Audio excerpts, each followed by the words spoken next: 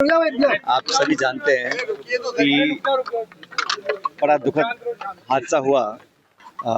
ये 8 लोग जयपुर से यहाँ पर आए थे पिकनिक मनाने के लिए और तैरने के लिए। अब दुख इस बात का है कि ये 8 दोस्त भी थे, 11 लोग जो थे आपस में रिश्तेदारी भी थी और क्योंकि इलाका अनजान था, उनको ना तो अनुभव था ना एहसास था कि वो कहाँ पर जा रहे हैं तैरने के लिए या पिकनिक बनाने के लिए।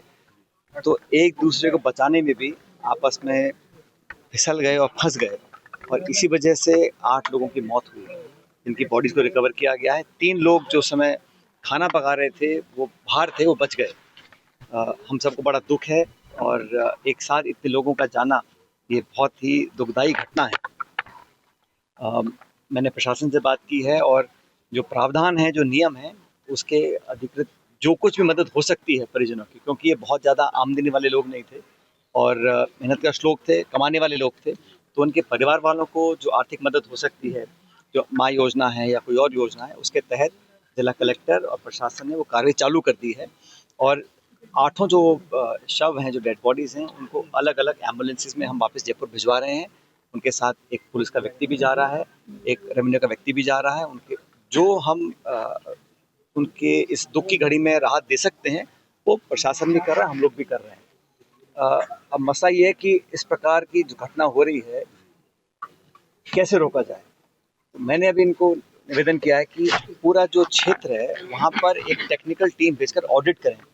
कौन से ऐसे पॉइंट है, क्योंकि यहाँ पर क्या है, चिकनी मिट्टी है, दलदल टाइप हो जाता है और भंवर में फंस के बहाव में आके लोग बह जाते हैं। तो इस प्रकार की घटना को रोकने के लिए अगर चेक पॉइंट्स लगाने हैं, सेफ्टी मेजर्स लेने हैं, नाकाबंदी करनी है, कॉर्डन ऑफ करना है, जितना मैक्सिमम कर सकते हैं, ये एक टेक्निकल टीम भेजकर सर्वे करा लेंगे और जितना संभव है, क्योंकि पूरे नदी के आसपास के इलाके को बंद करना पॉसिबल नहीं है, लेकिन लोगों को जागरूक करना बहुत ज़रूरी है, क्योंकि बहुत से लोग चाहे चाकसू बांध है, चाहे यहाँ पर है, लोग बहुत आ जाते हैं, लेकिन सच में इतनी बड़ी संख्या में इतने सारे लोग जो एक दूसरे को जानते हों, दोस्त हों, परिचित हों, रिश्तेदार हों, उनका जाना बड़ा दुखद है।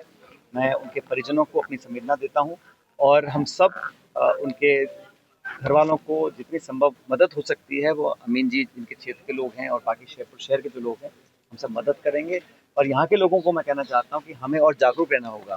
बाहर से कोई लोग आते हैं जो इलाके को जानते नहीं हैं, वो हादसे का शिकार ना हो, इसके लिए जो कुछ भी संभव होगा पुलिस भी करेगी, प्रशासन भी करेगा और हम लोग भी करेंगे।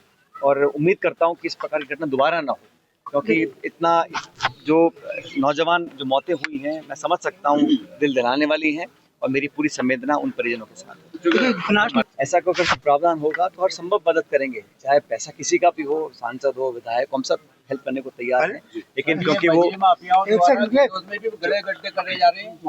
जैसे मैंने कहा ना, मैंने प्रशासन ने जिला कलेक्टर को भी कहा है कि इसकी कारणों की तहकीकात करनी चाहिए कि वहाँ इस प्रकार की परिस्थिति बनी कैसे, जो वहाँ पर इसका मिसयूज हो रहा है या अगर इसमें कोई अति हो रही है, उसकी जानकारी लेकर आएंगे।